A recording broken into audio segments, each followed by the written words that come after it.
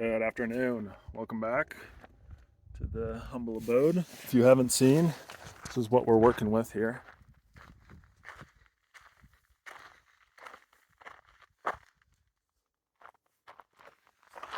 Absolutely insane views. Today I want to do chat a little bit inspired by the Aaron's Day video that I made a couple days ago. I had the idea of chatting about what I feel like is the hardest part of living on the road. And I came up with one thing for sure. I would like to see what else comes up in the process of talking about this. But first, I wanted to start a little bit by sharing why I started this lifestyle. And I had been doing more exploring.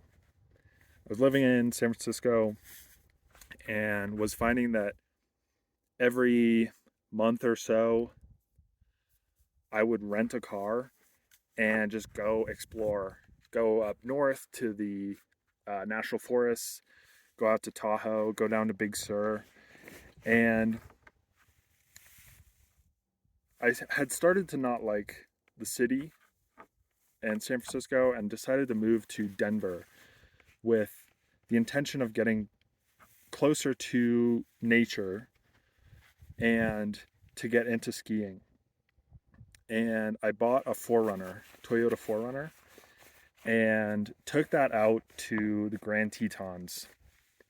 Basically, I think it was something like 4 days after I moved to Denver. Something crazy. It was within the first week.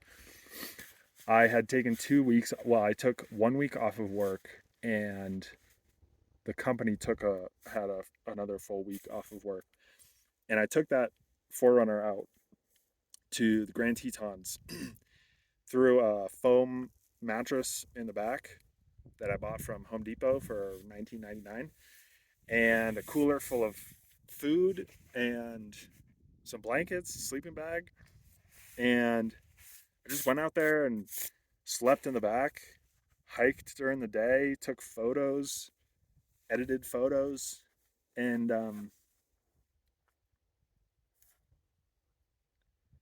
that was the trip that started it for me.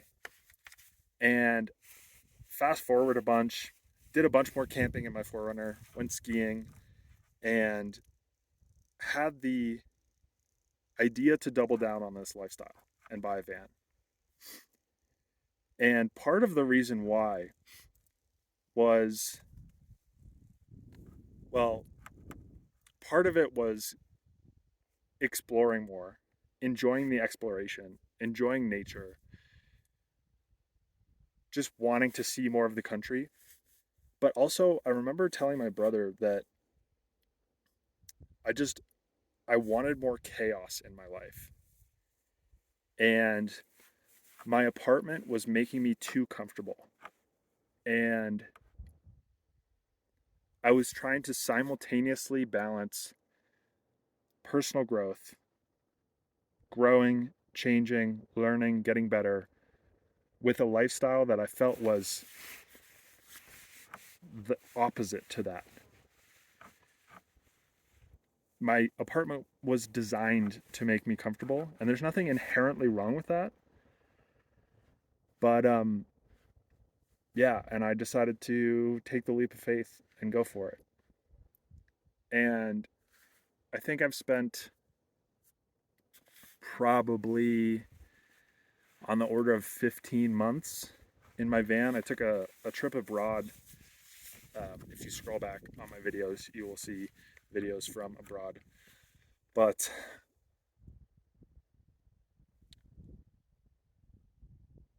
I think the thing that I was coming to for what is the hardest part of this lifestyle is the discomforts and the situations that are just uncomfortable. I've told multiple people who have asked about getting into van life and said that they had wanted to and what should they do or what should they buy. One of the things that I've said is a big thing is expectations. If you come from living in an apartment where you have running water and a toilet and a kitchen and space and a couch and your desktop computer set up, which is what I had, and you get into van life with some expectation of, oh, it's just like living in an apartment but on the road. Compare that with someone who is camping in a tent every weekend or sleeping in their car, going on road trips and already doing the thing and just changing the environment. There's a there's a drastic difference in expectations. And I think if you were to come at this with, oh, it's just like living in an apartment, but it's on wheels. It's there's a lot more to that. But if you come from, oh, it's just like living in a tent, but now I have running water and solar power and you know, I don't have to take I don't have to do my business in a hole in the middle of the woods that I have to dig. You know, it will be a lot better. But there are still a lot of just discomforts and uncomfortable moments. And I think to get into some specifics, I would say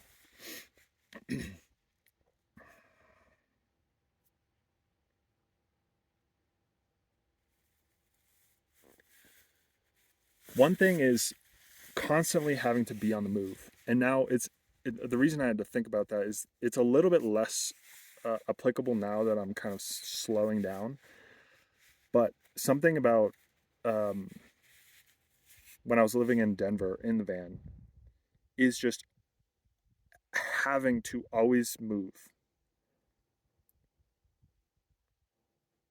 There was no option of, oh, I'll just sit on my bed and watch YouTube videos and it'll be 9 p.m. and then it'll be 10 p.m. and then it'll be 11 p.m. Like there's you can't do that.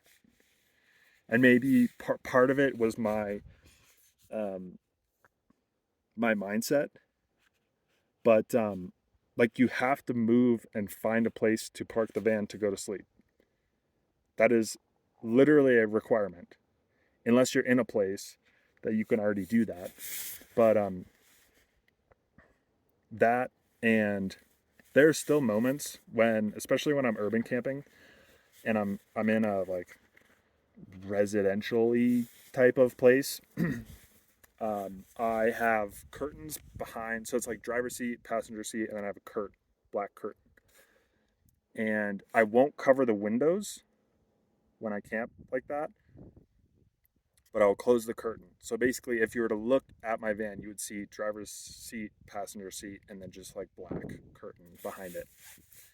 And there are still times when I'm in the morning, ready to leave, I peek out the curtains and like look for anybody, and then open them a little bit further and like I'm looking around for anybody walking by, walking their dog or whatever that might see me. That is obviously not ideal. But, well, before I say that, let me see if I can think about anything else. Using the compost toilet in my van is definitely not comfortable. Um, my bed is uh, like 2 inches shorter than a full size, and so I have to sleep diagonally and like crunch my legs a little bit, or else my feet go over the edge. And I have to think about, and some of these things have become unconscious or less conscious. Like you have to think about water all the time and how much you're using, and doing dishes is another uncomfortable thing. Um, but you can't just like run the tap and like, oh, wait for my water to get hot and then like have the water running as you're like like you're gonna run out of water in maybe 2 days. And so you have to conserve water. And another big one is just the amount of time that goes into planning. This is something that I've started to become more aware of more recently, is just how much it takes. And it's similar, this also applies to backpacking on the road. There's just so much planning that needs to take place. It's like, okay, where are you going to go to camp and sleep? And then there's like infinite decisions around that, which is like, how confident are you that it'll be good? How confident are you that it'll be safe? Will you get kicked out? Is it like a park that they might have security or police that might close the gates at night? And so there's infinite decisions there, but then it's also like you have to manage everything about your life yourself.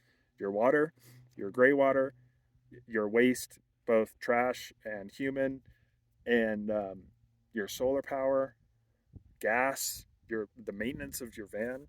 Like there's just so much that you have to take into consideration. And I've found many times that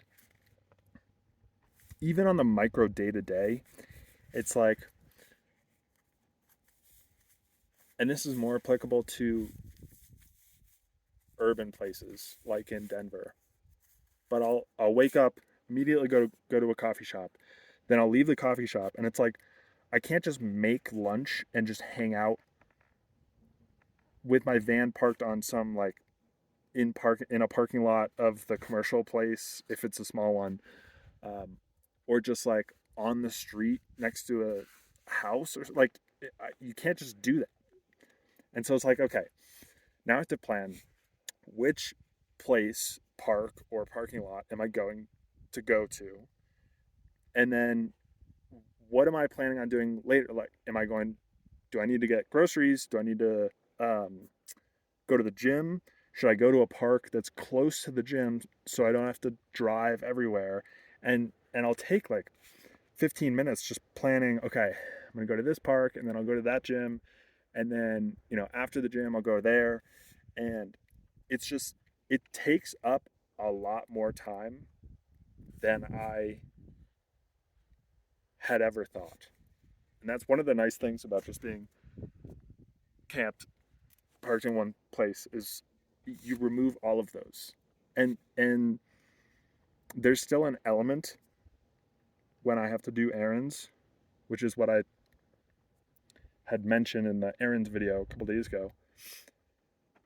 Where do I need to where am I going to go to do laundry? Is it a good place? Will it be packed? Where do I dump my gray water? Where do I fill water? Where do I get groceries? Like all of these decisions, there is a lot of administrative things that I would say take place. And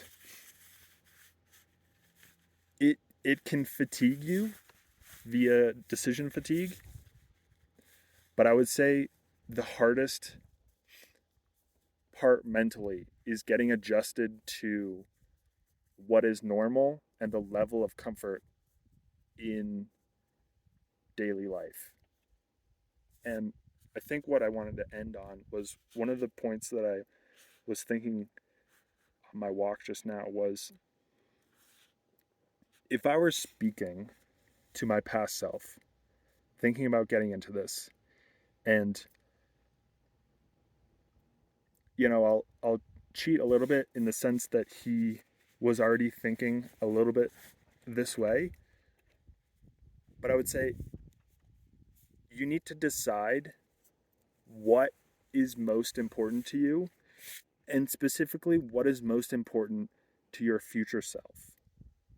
Because if you were to say, oh, what's most important to me is a level of comfort in my daily life, well, you need to ask your future self that, the one who's 80 years old in his rocking chair, looking back on the life that you're living now, because he may have a different opinion. He may look back and think, yeah, I understand that you just wanted comfort, but we never reached our potential. And the only way to do that is going to be by growth and change and by discomfort. And so, yeah, you want a level of comfort in your daily life, but what I want, the one who's 80, is for you to reach your potential. And comfort is not going to be the way, it's not going to be the vehicle that gets you there. And so you have to decide, is discomfort a downside or a feature? Is it something to run from, or is it actually the thing that's built into the process that will get you closer to your potential, or get you whatever, I say potential, whatever your future self wants, whether that's to reach some goal, to reach your potential, to uh, be fulfilled, like whatever it is, that's up to you and your future self. But yeah, and bringing it back to that, like wanting more chaos in my life, that was the start of this idea of like, no, wait, maybe the discomfort is actually, it's actually a feature of the lifestyle. And so rather than seeing like, oh, my compost hut is not super comfortable, and you know um, I gotta wash my own dishes, and I gotta think about water and gray water and solar and and all this administrative stuff that I have to plan for my life. Rather than seeing that as a downside, see that as the discomfort that helps you grow, that enables you to get to what your future self wants.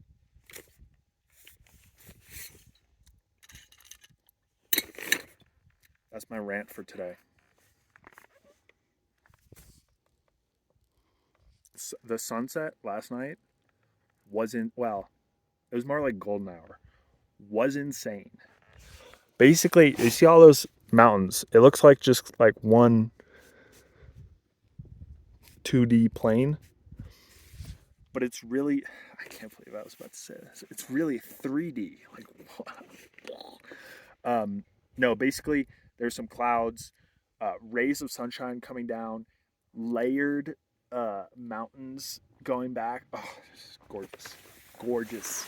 So anyway, discomfort, it's a beautiful thing. I'll see you tomorrow.